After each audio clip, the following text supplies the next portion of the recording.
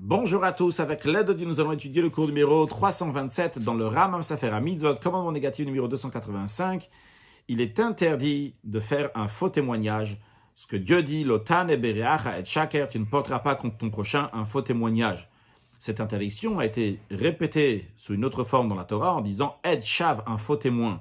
Celui qui transgresse cette interdiction-là, la Torah le punit en disant Vasitem lo kasher zamam lasot le'achiv, qu'on va lui faire comme il a projeté de faire à son frère. Dans le cours de demain, on verra plus de détails sur cette punition-là. Voici le langage de Mechilta. Velotan bere'acha, tu ne vas pas porter contre ton prochain, etc. C'est une interdiction pour les eidim zomim, pour les faux témoins. Dans cette interdiction-là, il y a le malkout, les 39 coups de bastonnade, comme c'est expliqué à la fin du traité Makot, et là-bas sont expliquées les lois de ce commandement.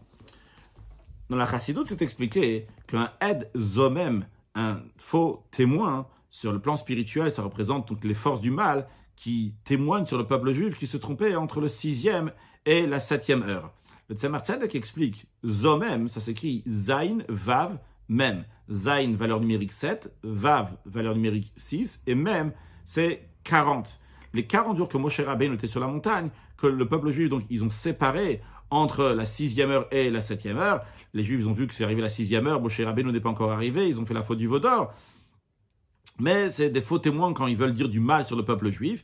Et le Tzemar Tzedek dit, c'est la raison pour laquelle que les sages ont institué qu'on va faire le Seifat Chametz, brûler le Chametz, entre la 6e et la 7e heure pour enlever cette force-là, donc du mal qui essaye de séparer entre le 6 et le 7. Et de même, on retrouve ça en ce qui concerne lorsqu'on va interroger des témoins qui disent que telle et telle personne qu'il a tué, eh bien, on leur fait 7 chakirot, on leur fait 7 enquêtes.